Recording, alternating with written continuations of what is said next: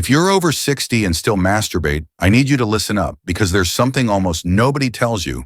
It's not that you're doing it, that's not the problem. It's how you're doing it that might be quietly weakening your erections, dulling your sensitivity, and even pulling you away from the people around you. I'm Dr. John Smith, a urologist with over 30 years helping men over 60 reclaim their energy, intimacy, and strength. I see this issue every week in my clinic, not that masturbation is wrong, but that doing it the wrong way can hurt your prostate, your hormones, your circulation, and your connection to others. Most guys think it's a simple yes or no deal, good or bad, right or wrong. But the truth is way more complex and way more important than you might think. In this video, I'm going to walk you through 10 hidden risks of masturbating the wrong way after 60, from isolating yourself to losing touch with reality itself. More importantly, I'll show you how to turn this private habit into a tool that protects your health, boosts blood flow, supports testosterone, and deepens your connection to yourself and others. And before we wrap up, I'll share a simple, natural, 7-second technique I've taught hundreds of patients to restore strength and confidence without pills or prescriptions. Let's dive in because your health and confidence deserve the truth. If you haven't subscribed yet, hit that subscribe button and turn on the bell so you don't miss health tips made just for men in their 60s and beyond. If this speaks to you, type 1 in the comments. If you're skeptical, type 0. Your feedback helps me create content that truly helps you. Let's start with the first risk because it's not just about your body, it's about how you connect to the world around you. The first risk is one that can quietly erode your emotional health without you even noticing: social isolation. I'll never forget William, a 66-year-old retired teacher who came to my clinic with a heavy look in his eyes like he was carrying an invisible weight. After some small talk, he leaned in and said, "Doc, I haven't been touched by anyone in months, but I still take care of things on my own. Is that a problem?" That question stuck with me, not because of masturbation itself. There's nothing wrong with it when done with balance. The issue is when it becomes your only source of connection, replacing real intimacy with others. Masturbation, when done mindfully, is a healthy part of your sexual life. It releases oxytocin and endorphins, chemicals that make you feel good, boost testosterone, and keep your confidence strong. But when you're in your 60s, 70s, or even 80s and life gets quieter, maybe you're retired, living alone, or widowed, it can become too easy a comfort.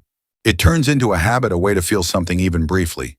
But if it's the only thing making you feel alive, you might start pulling back from the outside world. You skip family gatherings like William, who stopped going to weekend dinners with his kids and grandkids. You stop seeking hugs, smiles, or eye contact. Slowly, that gap becomes a canyon. This isn't just about sex. It's about losing the real connections that make you feel like a man, not just a retiree. I've seen vibrant guys grow quiet, not because of age, but because they start believing no one wants to connect with them anymore. The truth is, touch, whether with yourself or others, is medicine. It keeps your emotional system firing, your confidence alive. When masturbation replaces real connection, you're not just missing out on joy, you're missing a piece of your identity. But you can change this. You don't need to jump into dating or chase romance. Start small, call an old friend, join a book club, or chat with a neighbor. Masturbation is part of you, but it's not all of you. William joined a local book club, and he told me, "Doc, I feel seen again for the first time in years." You're wired for connection, for presence. Don't let isolation hide that. If this resonates, type 1 in the comments to let me know you're with me. Now let's move to the next risk, because what's happening to your body might surprise you. The second risk can make you feel like something's off with your body, micro tears in the skin.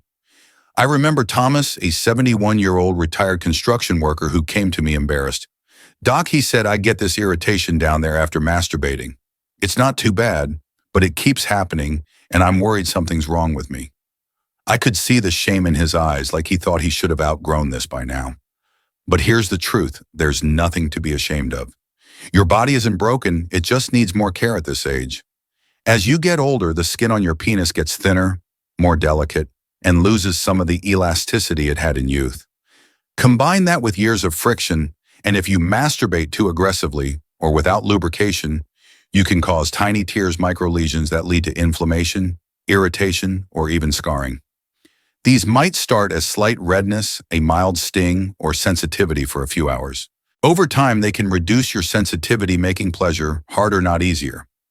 Worse, these tears can open the door to bacterial or fungal infections that thrive in warm, moist areas. Studies on skin physiology show that aging skin needs extra protection to avoid long-term damage.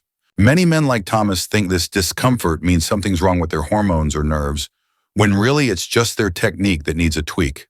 Masturbation shouldn't hurt. If it does, it's not a sign you're broken, it's a sign your body's asking for gentler care. Start by being kind to yourself. You're not 25 anymore. And that's not a weakness. It's a reason to treat your body with respect.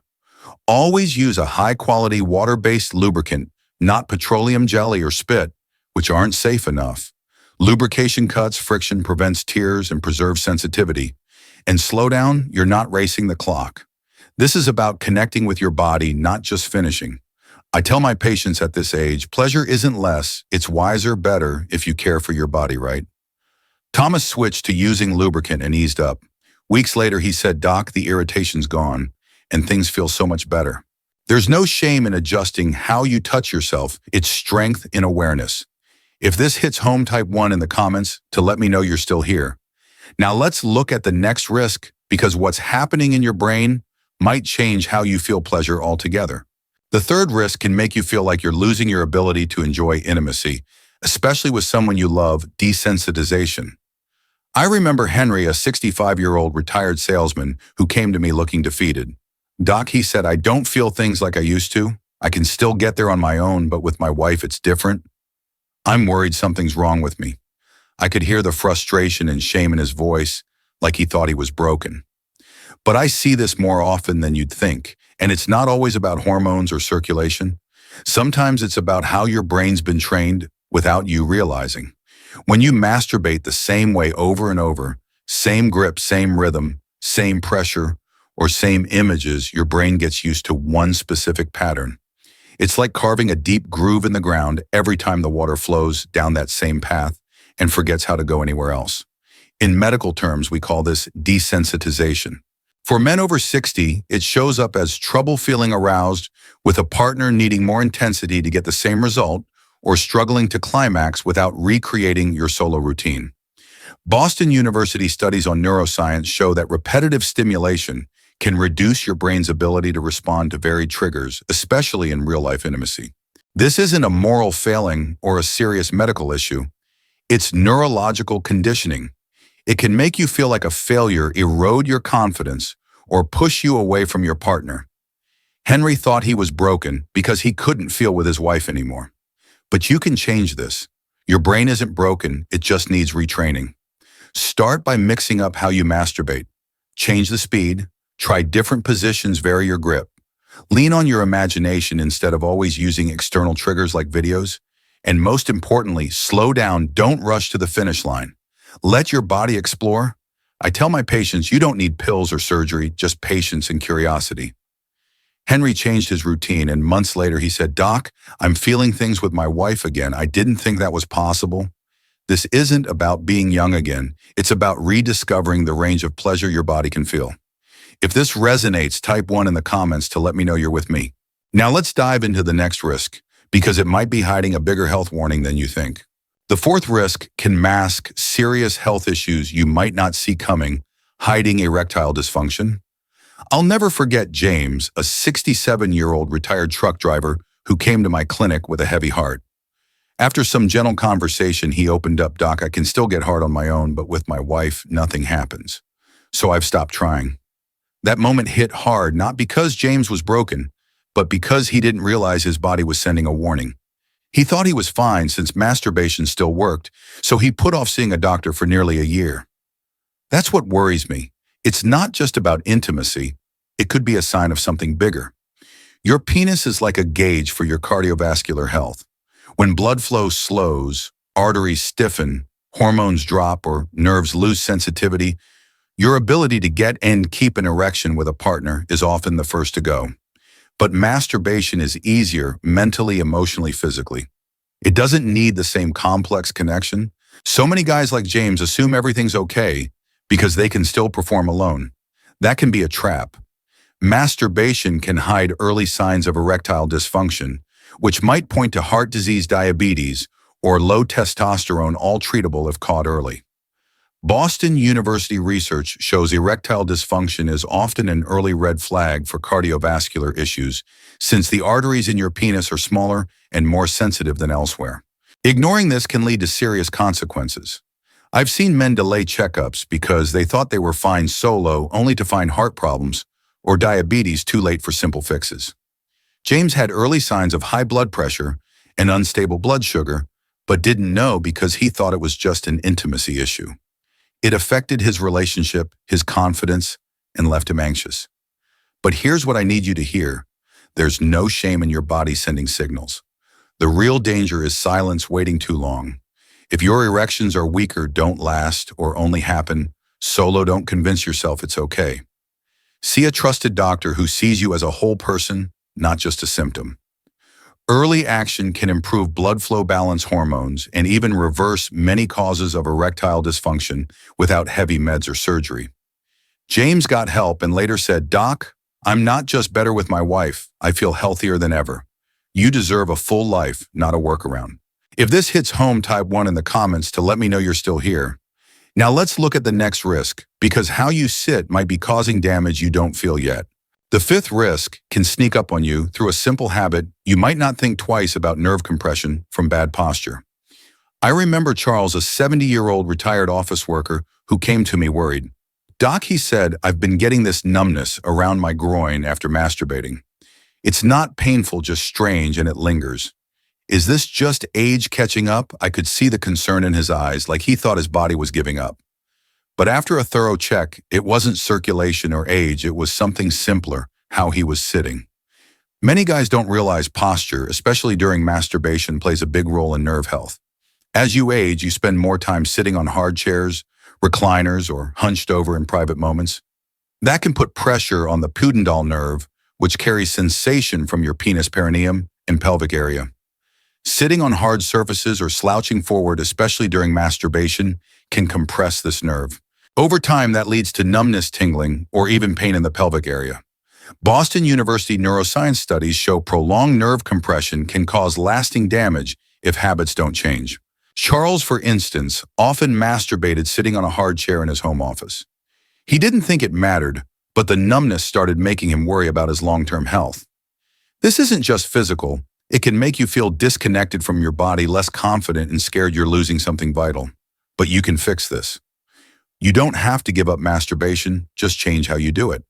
Instead of sitting on hard chairs or slouching, try lying down with a pillow under your knees to support your lower back and ease pelvic pressure. Take breaks from sitting during the day, stand up, stretch, let blood flow.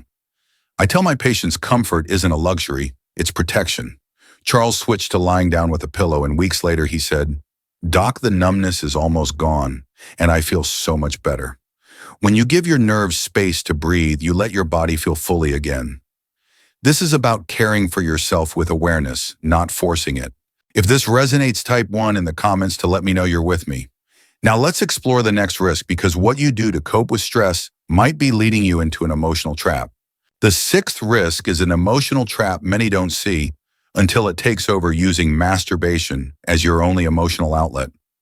I remember Edward, a 69-year-old widower, who shared almost casually, "Doc, some days, I'm just tired of feeling things. Masturbation helps me shut it off." He wasn't talking about desire. He was talking about loneliness, stress, and the emptiness of days that blend together. I understood him because I've seen this in so many men over 60, especially those who are retired, widowed, or living alone. Masturbation becomes more than a physical release. It's a way to cope with emotions too heavy to carry. It's not about chasing pleasure. It's about quieting the noise, soothing sadness, or filling the void. There's nothing wrong with that in itself. It's natural. Orgasm releases dopamine, oxytocin, and prolactin chemicals that make you feel calm, safe, even love for a moment. But when life gets quiet, no busy job, no regular calls from friends, no daily laughter, masturbation can become an easy escape. You're not seeking pleasure. You're seeking relief. When it becomes your only tool for handling emotions, trouble starts. Instead of facing sadness, frustration, or boredom, you numb them with sensation. What begins as coping can turn into dependency. You might skip outings, dodge phone calls, or lose interest in hobbies like Edward, who grew more withdrawn after losing his wife. You choose the brief control of solo moments over real connection. There's no shame in needing comfort. Every man does at any age. But if masturbation is your only lever, it might be time to broaden your emotional toolbox. Start small. Call a friend, join a walking group, try gardening, get outside, let your body and mind feel the world. Edward joined a local walking group, and he told me, "Doc, I didn't realize how much I miss laughing with others." Pleasure feels good, but you deserve more than fleeting relief. You deserve purpose connection. If this hits home, type 1 in the comments to let me know you're still here. Now let's talk about the next risk, because guilt might be hurting you more than you think. The 7th risk can wound you deeper than you realize, not in your body, but in your soul. Feelings of guilt or shame. I'll never forget George, a 73-year-old retired pastor, soft-spoken and thoughtful. When we talked about his sexual health, his eyes dropped. His voice got quieter. Then he said something that stuck with me, "Doc. I still masturbate sometimes, but afterward I feel like I've done something wrong. I can't even look in the mirror." That shame was like a shadow over him, not because of the act itself, but because of what he'd been taught about it. I hear this too often, and it breaks my heart every time. For many men of your generation, raised in traditional or religious homes, masturbation was painted as sinful, weak, or wrong. Those messages stick with you decades later, and even in your 60s or 70s, they can make you judge yourself. You don't talk about it with friends, you don't bring it up with doctors, and you might never question if that guilt is even valid. It just lingers. Every time you masturbate, you might feel a moment of comfort followed by hours or days of self-criticism, not because it hurts your body, but because it hurts how you see yourself. Here's what I need you to hear. There's nothing shameful about caring for your own body. There's nothing wrong with wanting pleasure, comfort, or connection, especially at this age when intimacy can be harder to find, but just as needed. Guilt isn't just emotional, it has real effects. It can spike cortisol, your stress hormone, disrupt your nervous system, and even dull your ability to feel pleasure. It chips away at your confidence, makes you feel unworthy of joy or closeness. George carried this guilt for years, and it made him quieter, more withdrawn. But you can change this. The first step isn't changing what you do, it's changing how you think about it.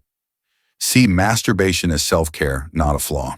If it's hard, consider talking to a therapist, especially one who understands sexual health in older adults.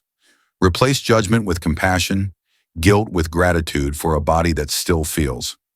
George did this, and months later he said, "Doc, I feel lighter, like I'm allowed to be myself." You're not broken. You're not wrong. You're human with needs and a story. If this speaks to you, type 1 in the comments to let me know you're still with me. Now let's move to the next risk, because a heavy feeling in your pelvis might be your body crying for help. The 8th risk can weigh you down in ways you don't expect: pelvic congestion. I remember Robert, a 68-year-old retired mechanic, who came to me confused. "Doc," he said, "I feel this heavy pressure down below, not sharp, just constant. It's exhausting, like something's off." He'd ruled out infections and his prostate checked out fine. But when I asked about his habits, he admitted that since retiring, he'd been masturbating 2, sometimes 3 times a day to cope with stress and boredom. "It helps me relax," he said, "but lately I don't feel right." That's when I knew he was dealing with something many men miss: pelvic congestion. Masturbation is natural, and when done in moderation, it supports your prostate and circulation. But when you do it too often, especially in your 60s, when your body needs more recovery time, you can put stress on your pelvic region. Each ejaculation sends blood rushing to the area, and your tissues and vessels work hard. Without enough rest between sessions, blood and pressure build up, causing inflammation. Boston University physiology studies show frequent ejaculation can stress pelvic tissues in older men whose circulation and muscles are more vulnerable. You might feel a heavy ache behind your pubic bone, fatigue, or lingering discomfort in your pelvis or testicles. This isn't about morality, it's about biological balance. Robert didn't realize his frequent habit was straining his body. This can make you anxious, reduce pleasure, and feel like your body's working against you. But you can fix this. You don't need to stop, just find a rhythm. Most men over 60 do best spacing sessions a few days apart, giving your body time to recover. Listen to your body. If you feel heavy or tired afterward, it's asking for a break. Robert cut back to a few times a week, and weeks later he said, "Doc, That heavy feeling's gone, and I feel so much lighter. More isn't always better. Sometimes pleasure is stronger when you give your body space to breathe. This is about wisdom, not pushing through. If this resonates, type 1 in the comments to let me know you're still here. Now let's look at the next risk, because a habit you might think helps could be hurting your bigger goals. The ninth risk can impact big life goals, especially if you're still hoping to start a family. Reduce semen quality. I remember David, a 62-year-old who'd recently remarried, walking into my clinic with hope and worry in his eyes. "Doc," he said, "my wife is younger and we're trying for a baby. It's been 6 months with no luck." He wasn't panicked yet, but I could feel the weight of his dream. His tests looked solid, hormone levels, fine, no major red flags. But when I asked about his masturbation habits, he hesitated. Pretty often, he said, every day, sometimes more. I thought more was better, right? That's a common belief, but when it comes to fertility, it's not that simple. Masturbation isn't harmful for most men, but frequent ejaculation, especially past 60, when sperm production slows, can lower semen quality, particularly sperm concentration. Your body needs time to replenish each sample for optimal strength. Boston University research shows a 2 to 5 day abstinence period before trying to conceive can boost sperm count and motility, improving your chances. David didn't realize his daily habit was reducing his odds of fatherhood. This isn't just about conception. It can bring disappointment, stress, even strain on your relationship. But you can change this. If you're trying for a child or want to keep that option open, adjust your routine.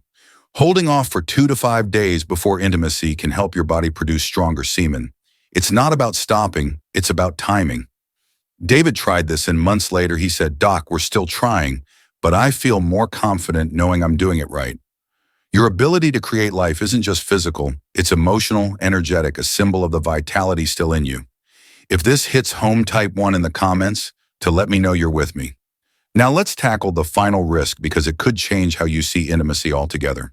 The 10th risk is the deepest, quietly reshaping how you experience intimacy and even your self-disconnection from reality. I'll never forget Michael, a 71-year-old retired accountant, who shared with remarkable honesty, "Doc, it's not that I don't want intimacy with my partner, it's that real life doesn't excite me anymore. I don't know when it happened." Those words stayed with me, because what he described wasn't erectile dysfunction or low testosterone. It was subtler and in many ways more damaging. Michael had unknowingly trained his brain to respond only to intense stimuli, like pornography, and over time, real-life touch voices, emotions couldn't compete. Your brain, especially as a man, loves novelty and intense stimulation. When you lean heavily on porn designed to be dramatic extreme, it rewires your reward system. It craves the over-the-top, the unrealistic, and slowly stops responding to the natural, gentle pace of real intimacy. Past 60, when life slows and loneliness creeps in, it's easy to turn to digital escapes. No judgment here, I get it. Screens don't reject you. They don't demand vulnerability. They're predictable. But what they take without you noticing is your sensitivity, your presence, your ability to feel deeply in real moments. Michael relied on porn to feel alive, but it left him more disconnected from his partner and real life. This can make you feel bored with moments that used to spark joy, or even compare your partner subconsciously to images that aren't real. It leads to emotional isolation, a sense that life lacks meaning. But your brain is adaptable, it can change. Start by cutting back on porn. Lean on your imagination, memories, or real sensations. Spend time on small touches, a hug, a conversation. Let desire build without instant gratification. Michael reduced digital content and focused on real moments with his partner. He said, "Doc, I'm feeling real things again, like I found myself." You're not stuck in a fake world. You're not too old for real intimacy. The deepest pleasure comes from what you feel, remember, and hope to experience again. If this speaks to you, type 1 in the comments to let me know you're still with me. Now let's wrap this up, because I've got a simple technique to help you reclaim your vitality. If you've stayed with me this far, I want to talk to you not just as a doctor, but as someone who respects the journey you're on. After over 30 years working with men over 60, what hits me hardest isn't the medical issues, it's the silent losses, the ones that don't show up in tests or scans. A man who once lit up a room now avoids friends. A woman who loved life feels distant from herself. Too often they're told it's just aging, But I don't buy that, and if you're here, I know you don't either. Masturbation after 60 isn't good or bad, right or wrong, it's a tool. How you use it decides whether it strengthens you or quietly wears you down. We've covered 10 real risks, how masturbating the wrong way can isolate you from friends and family, cause micro tears that hurt your sensitivity, desensitize you to real intimacy, mask erectile dysfunction, missing signs of heart disease or diabetes, compress nerves causing numbness, become an emotional crutch pulling you from life, breed guilt that erodes confidence, congest your pelvis with too frequent sessions, lower semen quality if you're aiming for fatherhood, and disconnect you from reality through overuse of porn. These risks aren't here to scare you. They're here to wake you up, to give you the awareness and freedom to care for yourself better. This stage of life isn't about giving up. It's about doing things wiser with more care, more intention. Your body still responds. Your desire still matters. With small changes, your private habits can become a source of strength, not shame. I want to share a simple 7-second technique. I've taught hundreds of patients. Take a deep breath, focus on your body sensations, and let awareness guide you, not urgency. Do this daily, even for a few seconds, to reconnect with your body, improve circulation, and rebuild confidence. A 70-year-old patient told me, "I didn't think I could feel this alive again just by listening to my body." This isn't about being young, it's about living fully now with dignity and joy. You don't need to feel ashamed for caring for yourself. You're not too old to feel vibrant. If you're ready to reclaim this part of your life, I'm with you. You're not alone and you're not done. Hit like, share this with someone who needs it, and drop a comment with your thoughts. Whether you agree, disagree, or have questions, your voice matters and your story could help someone feel seen. Type 1 if this resonates, or 0 if you want to share something with me. Thanks for being here. Let's keep exploring ways to keep you strong, connected, and alive.